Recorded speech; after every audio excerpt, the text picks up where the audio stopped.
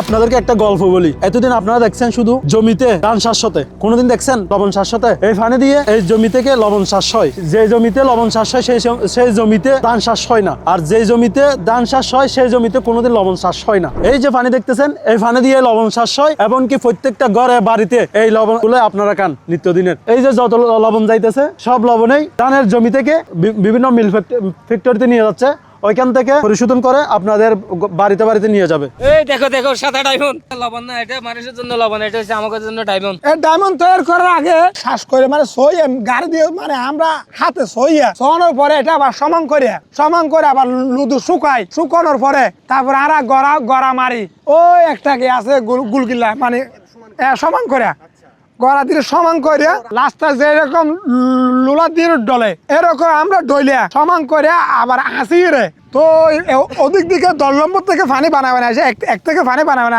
আইনে এখানে ডালি সমুদ্রের পানি। প্রথমে আমরা 5-6 মন পানি দিই, আগে পলিথিন বিছে থাকবে, এর উপর পলিথিনের উপর আমরা পানি দিব। 5-6 মন পানি দেওয়ার সাথে ওখানে বাতাসের রোদ যখন শুকাইবে পানিগুলো একটু একটু কমার মাঝে ওখানে লবণ তৈরি হবে। নদীতে পানি শুকাবে, আমরা আবার পানি খেয়ে দেবো। একদিনে মনে করা 20 কেজির মতো 20 কেজি করে কি পানি দেবো।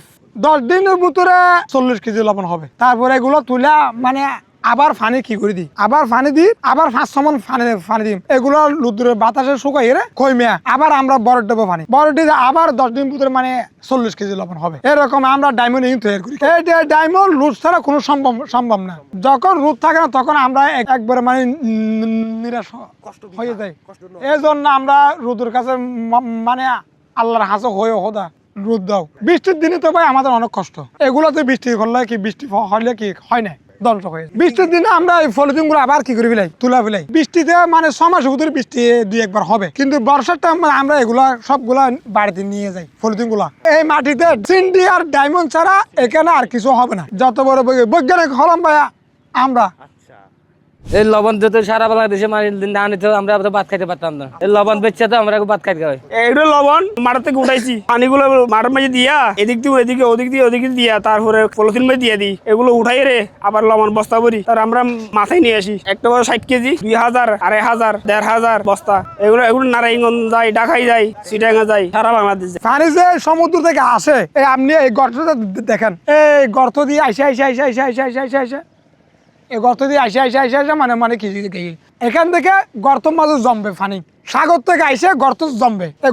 গর্ত থেকে এখানে আমরা ওই মেশিন বয়ে ইঞ্জিল মেশিন বয়ে আবার ওখানে তুলি লবণের মাঠে তুলানোর পরে 10 দিন বাদে মানে 1 নম্বর 2 নম্বর 3 নম্বর এরকম পানি চলাইয়া 10 দিন বাদে মানে লবণ হয়। এগুলো ডায়মন্ড অনেক কষ্টের ফলাফল এটা। ওই যে দেখতেছে রোদে শুকাইতেছে, এগুলা শুকার পরে হ্যাঁ এই যে ডায়মন্ড অনেক কষ্টের, রোদে শুকায় আর জলীয় বাষ্প যখন শুকিয়ে যাবে তখন একটু ওই পানিগুলো একটু গাঢ় হয়ে যাবে, তখন একটু ধীরে ধীরে লবণ তৈরি হবে। তো ওইখান থেকে আমরা আজকে যখন একটু হয়েছে লবণ, কালকে আমরা যখন শুকাই যাবে তখন আমরা এগুলোতে আর অল্প পানি দেবো। ওই পানি কিন্তু গাঢ় পানিতে হবে, ওই রোদে শুকাইয়া এরকম পানি যে লবণ আবার যে পানি খেয়ে ফেলে না খেতে পারে ওই রকম একটু পানি দেবো। পানি দেওয়ার পরে যত পানি দেবো আর রোদ আর বাতাসে ওগুলো একটু শুকিয়ে লবণ তৈরি হবে। হ্যাঁ এইটুক জমিতে যে পলিথিন দেখতেছেন, এইটুক জমিতে 1 মণ নুন হবে আপনার 10 দিন পর। হ্যাঁ 10 দিন হবে, তখন আমরা এই লবণগুলো তৈরি করবো, ওইগুলো তুলবো, তোলার পর 1 মণ হবে। এই যে জমিতে আমরা 10 দিন পর্যন্ত অনেক পরিশ্রম করে অনেক রক্ত যা গামিয়ে মাত্র 200 টাকা আমরা ইনকাম করতে পারি।